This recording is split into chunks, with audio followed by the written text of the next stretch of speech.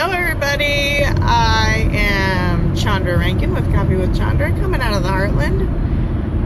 I just wanted to tell you to have a great morning and wanted to share some things with you. It is the week of Thanksgiving and that's all coming up. Actually, I was just listening to the radio and the turkeys that were raised for the president actually this year are from Iowa, so it was kind of cool. So they were interviewing the farmer that is providing those turkeys, and while the audience is building a little bit, I'm going to share a fun fact. They were asking what the difference is between the domesticated and the wild turkeys, and one is, like, a main thing is the color of the feathers.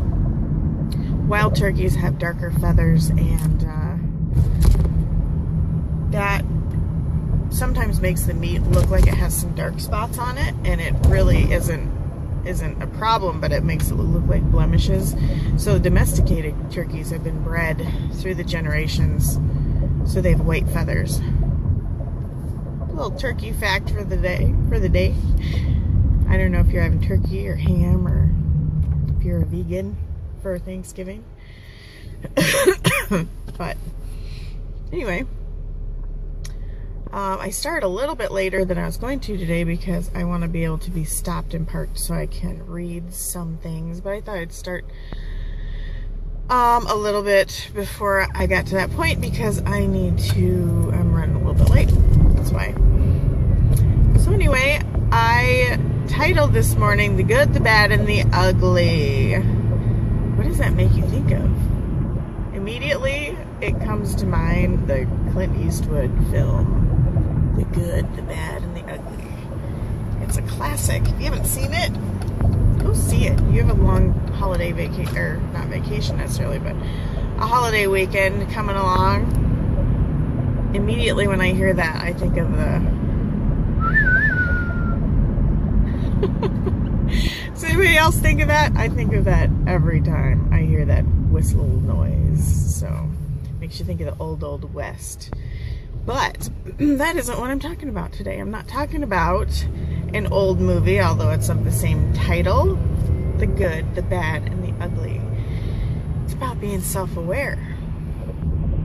I think I'm pretty self-aware, and knowing what my shortcomings are, strengths, and things like that, even if I don't always use them to my best ability, I know what they are.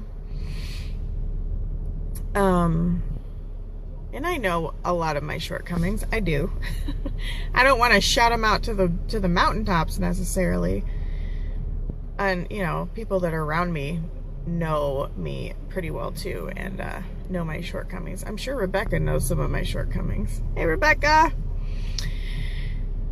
I think everybody has a secret or two or 20, whatever that case may be, but being self-aware just gives you a better perception of who you are, and that is taking stock of the good, the bad, and the ugly, because we all have all three of those, I am pretty sure. So knowing those things help you strengthen your own beliefs and thoughts, and it helps you just know who you are. So I am finally parking so I can read a little bit. One thing I love to do, I love to people watch. I think it's fascinating, and it's fascinating to watch what people do. You don't see any shortcomings. Well, I thank you, liar.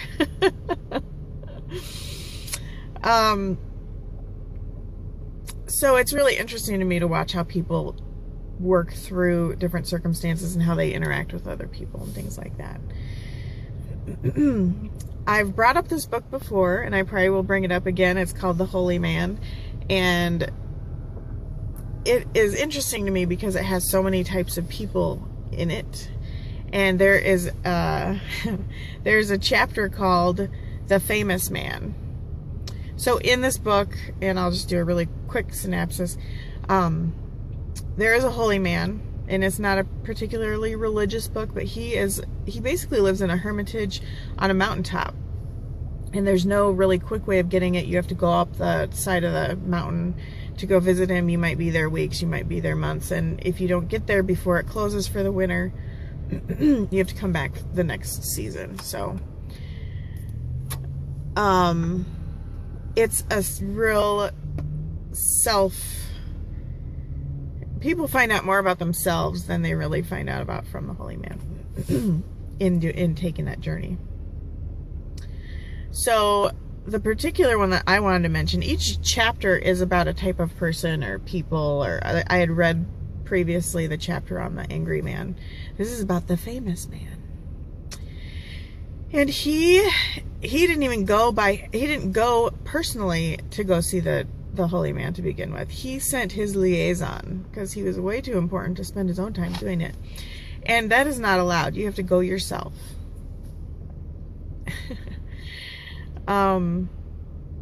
So he sent this liaison, and he said, well, I want to find a time that's convenient for me.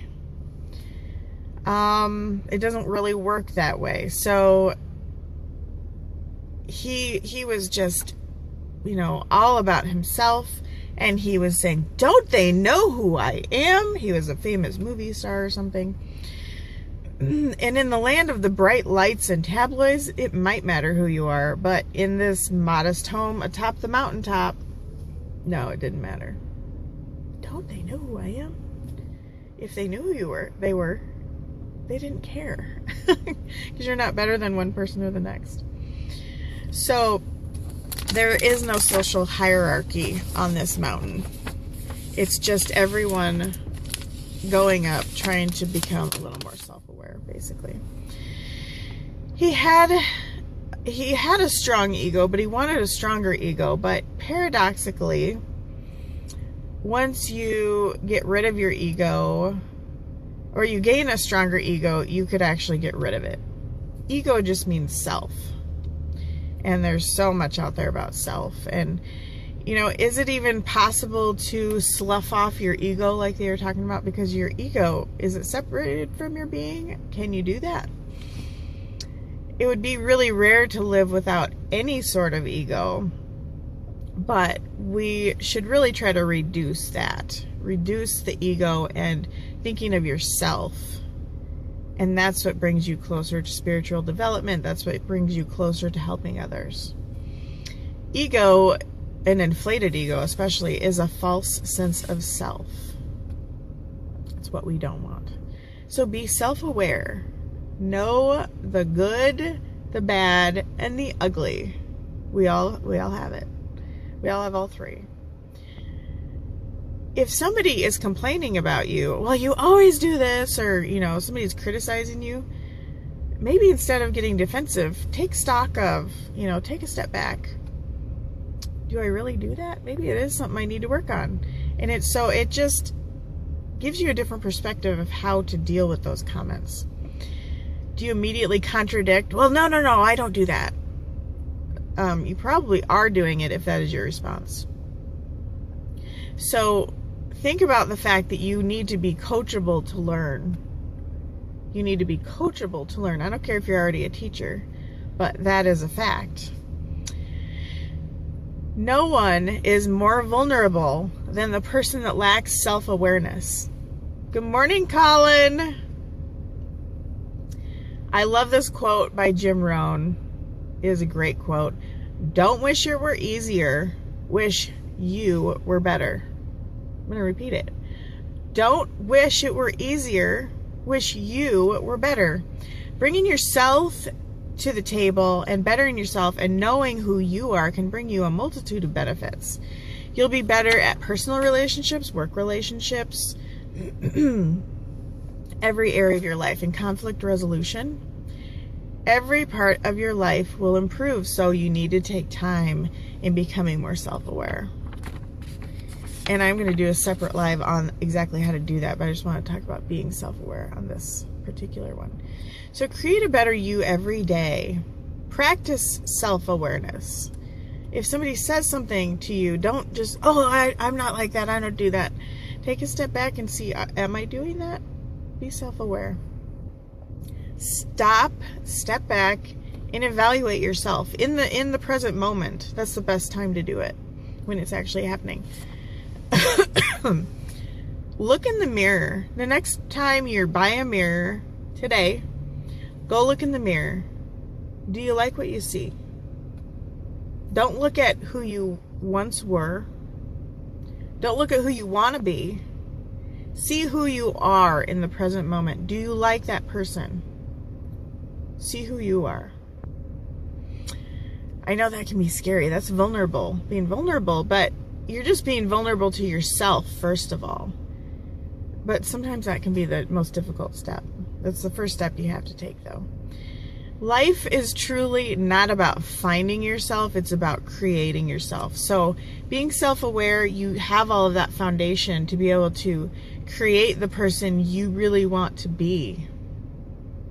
Isn't that a great thought? You're not just looking for something out there. Well, it's so intangible. No, you're going to create who you want to be. You can be whatever you want, or you can stay who you are today. But I believe that's being stagnant and not embracing the full person who you can be. So I just wanted to share with you that thought about the good, the bad, and the ugly. And which ones do you mostly see in yourself? One training we have this afternoon, it's a free training, it's a hangout, and it's 5 leaders that are each going to take turns talking about various things. It'll be about getting results, leads, money, mindset. It's going to be awesome. Actually, I'm very excited about it. It starts at 3 p.m. Eastern, and if you want to register, you have to register, but it's free. Go to my website, it's chondrarankin.com, and click on live training. On that page is all the training that we do every week. Click on Tuesday Hangout, and you will be able to register for free to see these leaders discussing really valuable information. I always get something great out of it. So join us, 3 p.m. Eastern. It's just a hangout, so it's on your computer. Join us. It'll be awesome. And you can start to see your good, bad, and ugly sides that you need to work on. We all have them. So everybody have a fabulous day. Like, share, comment on the video if you would like to. I appreciate all of you. I appreciate your comments. Have a great day, and I'll see you in the next video. Ciao.